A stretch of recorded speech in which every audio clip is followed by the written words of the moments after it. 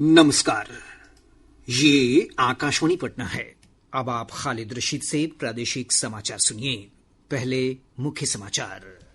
भाजपा के वरिष्ठ नेता और केंद्रीय गृह मंत्री अमित शाह ने कांग्रेस नेता राहुल गांधी की वोटर अधिकार यात्रा को घुसपैठिया बचाओ यात्रा करार दिया। जदयू के राष्ट्रीय अध्यक्ष नीतीश कुमार ने भाजपा के वरिष्ठ नेता अमित शाह के साथ पटना में बैठक की। चुनावी रणनीतियों पर किया गहन विचार विमर्श।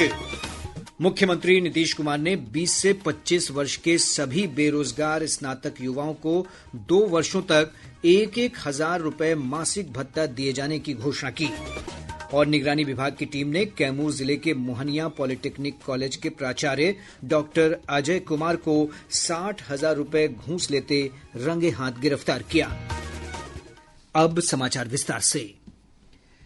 भाजपा के वरिष्ठ नेता और केंद्रीय गृह मंत्री अमित शाह ने दावा किया है कि आगामी बिहार विधानसभा चुनाव में एनडीए को प्रचंड बहुमत मिलेगा।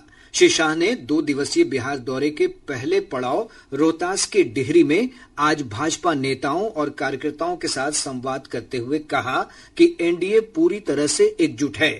उन्होंने कहा कि विकसित बिहार की कल्पना को केवल और केवल एनडीए सरकार ही साकार कर सकती है।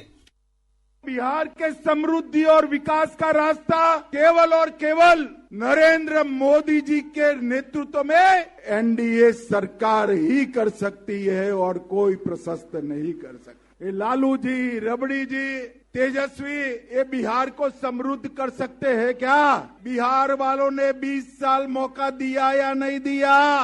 विकास किया। विकास के रास्ते पर बिहार ले जाना है तो एक ही रास्ता है, आने वाले चुनाव में फिर से एक बार मजबूत एनडीए की सरकार बनाना। अपने संबोधन में श्री शाह ने हाल ही में संपन्न राहुल गांधी की वोटर अधिकार यात्रा पर भी कटाक्ष किया। उन्होंने कहा कि यह यात्रा घुसपैठिया बचाओ यात्रा थी। अभी ये राहुल बाबा यात्रा कर गए। यात्रा का विषय क्या था उनका बताओ तो जरा। मित्रों, यात्रा का विषय बिहार में अच्छी शिक्षा लाना नहीं था। यात्रा का विषय रोजगारी नहीं था। यात्रा का विषय बिहार में 24 घंटा बिजली नहीं था। यात्रा का विषय था जो बांग्लादेश से घुसपैठिए आए हैं उनको बचाने का विषय था। ये राहुल गांधी की यात्रा घुसपैठिया बचाओ यात्रा थी। वहीं श्री शाह ने बेगूसराय में एक सभा को संबोधित करते हुए कहा कि एसआईआर को लेकर विपक्षी दलों ने लोगों के बीच भ्रम उत्पन्न करने का प्रयास किया। श्री शाह ने विपक्षी दलों को चुनौती देते हुए सवाल किया कि क्या किसी नागरिक का एसआईआर की प्रक्रिया में नाम कटा है। ये जो गहन पुनर्निरीक्षण है, एसआईआर है, वो गहन पुनर्निरीक्षण मतदाता सूची को घुसपैठियों के प्रदूषण से मुक्त करने का गहन पुनर्निरीक्षण है। आज आप इतने हजारों लोग बैठे हैं, किसी का वोट कटा है बोला? कटा है तो किसका कटा है? अरे लालू जी, घुसपैठियों का वोट कटा है, आपके पेट में क्यों तेल उबल रहा है भैया? क्यों तेल उबल रहा है? क्योंकि हम सबको मालूम है कि घुसपैठिए लालू और राहुल की वोट बैंक है, वोट बैंक है। केंद्रीय गृह मंत्री अमित शाह के बिहार आगमन के साथ ही राज्य में राजनीतिक गतिविधियां काफी बढ़ गई हैं। श्री शाह ने कल पटना पहुंचने के बाद देर रात बिहार भाजपा के पदाधिकारियों, वरिष्ठ नेताओं और विभिन्न जिलों के प्रभारियों के साथ आगामी विधानसभा चुनाव को लेकर गहन विचार विमर्श किया। इस दौरान श्री शाह ने पार्टी नेताओं को प्रचंड बहुमत के लक्ष्य को प्राप्त करने के लिए टास्क भी दिए हैं। इस बीच आज सुबह मुख्यमंत्री नीतीश कुमार ने भी पटना में केंद्रीय गृह मंत्री अमित शाह से मुलाकात की।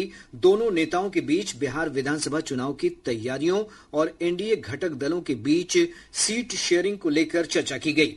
इस दौरान उप मुख्यमंत्री सम्राट चौधरी और जल संसाधन मंत्री विजय कुमार चौधरी भी मौजूद थे। इधर बिहार कांग्रेस चुनाव समिति की बैठक आज पटना स्थित पार्टी मुख्यालय सदाकत आश्रम में आयोजित की गई, जिसमें आगामी विधानसभा चुनाव की रणनीति और उम्मीदवारों के चयन को लेकर महत्वपूर्ण चर्चा की गई। बैठक में पूर्णिया से निर्दलीय सांसद पप्पू यादव भी शामिल हुए। इधर प्रदेश कांग्रेस की स्क्रीनिंग कमेटी की बैठक कल नई दिल्ली में होगी। वहीं 24 सितंबर को पटना में पार्टी की कार्यसमिति की बैठक बुलाई गई है। पहली बार पटना में हो रही कांग्रेस वर्किंग कमेटी की बैठक में पार्टी के राष्ट्रीय अध्यक्ष मल्लिकार्जुन खड़गे, वरिष्ठ नेत्री और पार्टी की पूर्व अध्यक्ष सोनिया गांधी, पार्टी के वरिष्ठ नेता राहुल गांधी, प्रियंका गांधी समेत कई शीर्ष नेता शामिल होंगे।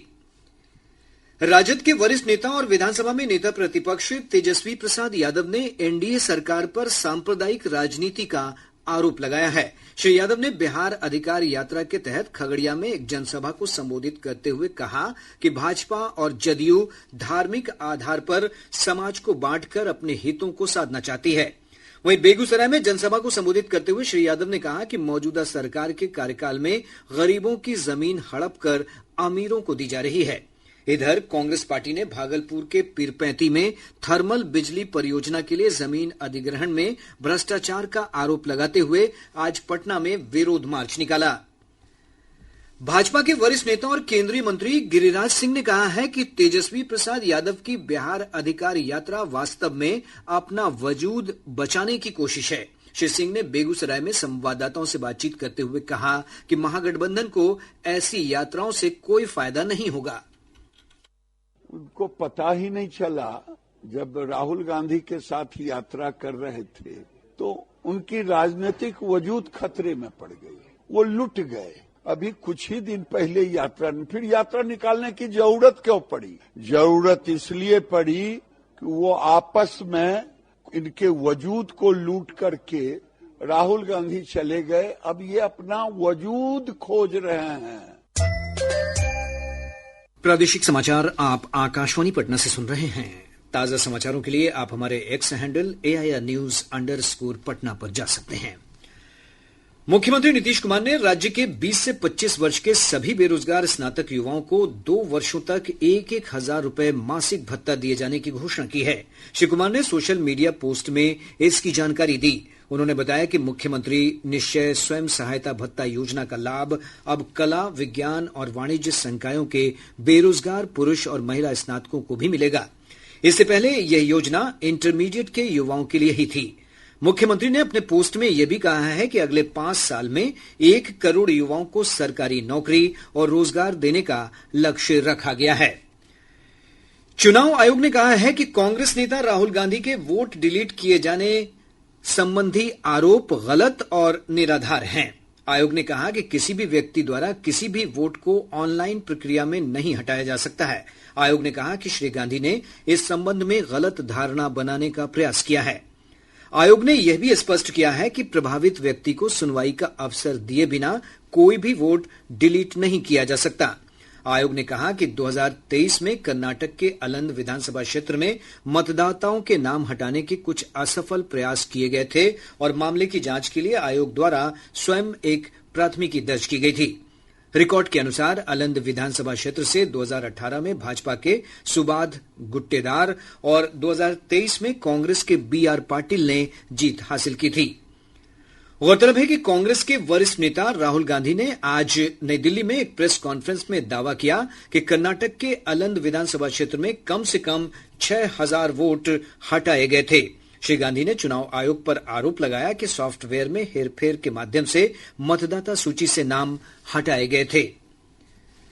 भारतीय जनता पार्टी ने कांग्रेस नेता राहुल गांधी पर चुनाव आयोग पर बार बार गलत और निराधार आरोप लगाने की आलोचना की है। नई दिल्ली स्थित भाजपा मुख्यालय में आयोजित एक संवाददाता सम्मेलन में वरिष्ठ भाजपा नेता अनुराग ठाकुर ने कहा कि श्री गांधी लगातार संवैधानिक संस्थाओं पर सवाल उठा रहे हैं। गलत निराधार आरोप बार बार इलेक्शन कमीशन ऑफ इंडिया पर लगाना, कभी ईवीएम पर प्रश्न चिन्ह खड़े करने, कभी वीवीपैट पर करना, कभी चुनावों के नतीजों पर करना और कभी टूल किट के सहारे इस संवैधानिक संस्थाओं पर प्रश्न चिन्ह खड़ा करना, क्या ये आदत सी बन गई है? क्या चाहती है कांग्रेस पार्टी?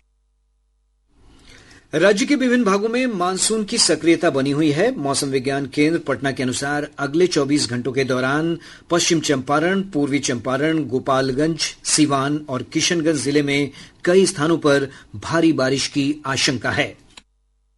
अगले 24 घंटों के दौरान राज्य के उत्तर पश्चिम एवं उत्तर पूर्व भागों के अनेक स्थानों पर, दक्षिण पश्चिम एवं मध्य भागों के कुछ स्थानों पर जबकि दक्षिण पूर्व भाग के 1-2 स्थानों पर वर्षा होने की संभावना है। एवं राज्य के दक्षिण पूर्व भाग को छोड़कर शेष भाग के 1 या 2 स्थानों पर मेघ गर्जन वज्रपात की संभावना है। राज्य के पश्चिम चंपारण, पूर्वी चंपारण, गोपालगंज, सिवान एवं किशनगंज जिलों के 1 या 2 स्थानों पर भारी वर्षा होने की संभावना है।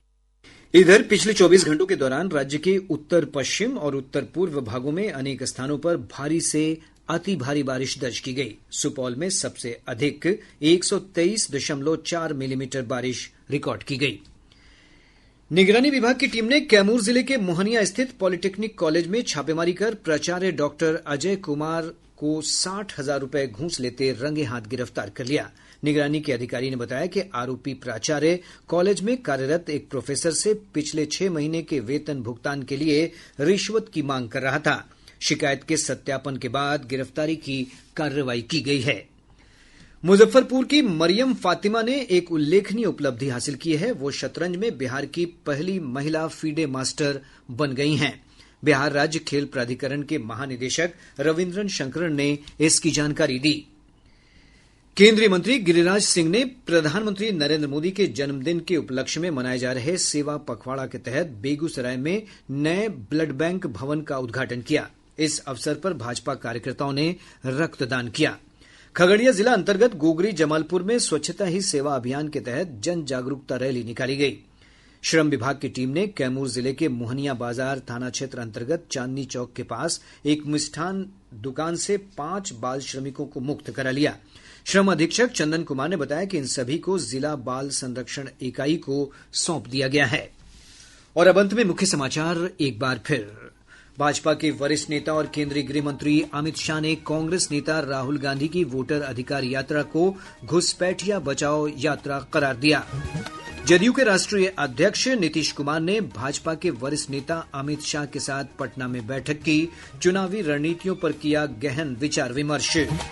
मुख्यमंत्री नीतीश कुमार ने 20 से 25 वर्ष के सभी बेरोजगार स्नातक युवाओं को 2 वर्षों तक 1,000 रुपए मासिक भत्ता दिए जाने की घोषणा की। और निगरानी विभाग की टीम ने कैमूर जिले के मोहनिया पॉलिटेक्निक कॉलेज के प्राचार्य डॉक्टर अजय कुमार को 60,000 रुपए घूस लेते रंगे हाथ गिरफ्तार किया। इसके साथ ही आकाशवाणी पटना से प्रसारित प्रादेशिक समाचार का ये अंक समाप्त हुआ। आकाशवाणी पटना से अगला समाचार बुलेटिन प्रातः 8:48 से प्रसारित किया जाएगा। नमस्कार।